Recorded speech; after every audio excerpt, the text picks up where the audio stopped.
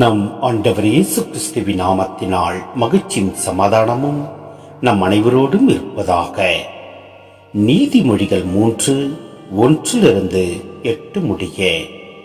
பிள்ளாய், என் அறிவுரையை மறவாதே, என் கட்டளைகளை உன் இதயத்தில் இருத்திக்கொள். அவை உனக்கு நீண்ட ஆயுளையும் பல்லாண்டு வாழ்வையும் நிலையான நலன்களையும் அளிக்கும். அன்பும் வாய்மையும் உன்னிடம் குன்றாதிருப்பதாக. அவற்றை கழுத்தில் அணிகலனாய் பூண்டுகொள். அப்பொழுது நீ கடவுளுக்கும் மனிதருக்கும் உகந்தவனவாய் அவர்களது நல்லெண்ணத்தையும் பெறுவாய். முழு மனதோடு ஆண்டவரை நம்பு. உன் சொந்த அறிவாற்றலை சார்ந்து நில்லாதே. எதை செய்தாலும் ஆண்டவரை மனதில் வைத்து செய்.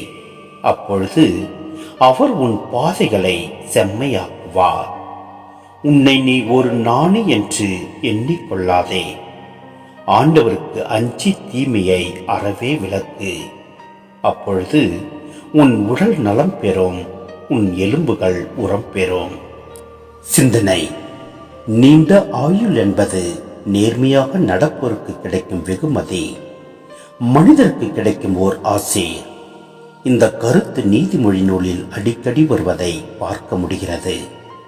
சாலோம் என்ற எபிரேய சொல் உடல் நலம், அரசியல் அமைதி, நல்லுறவு, நாட்டிலே அமைதியும் பாதுகாப்பும் உள்ள நிலை போன்ற பல்வேறு நலன்களையும் குறிக்கிறது. இங்கு எந்த ஒரு தொல்லையும் இல்லாமல் உரிமையோடு இருக்கும் நிலையை உணர்த்தும். மக்களிடையே புற அமைதி அக அமைதியை புணரும்.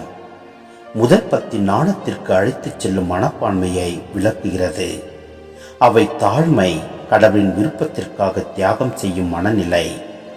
ஆண்டவர் நம்மை திருத்தும் போது, அதாவது நம்மை சோதிக்கும் போது மனம் தளர்ந்து போகாமல் இருத்தல், திருந்துதல், ஒழுங்குமுறை, அறிவுரை போன்றவற்றை நீதிமொழிகள் வலியுறுத்துகின்றன. மனம் போனபடி வாழ்தல் எல்லா வகை தீங்குகளையும் புணரும். எனவே நாம் எதை செய்தாலும் ஆண்டவரை மனதில் வைத்து செய்வோம். அப்பொழுது நம் பாதைகளை செம்மையாக்குவார், நம்மை நிறைவாய் ஆசீர்வதிப்பார். ஆமேன்.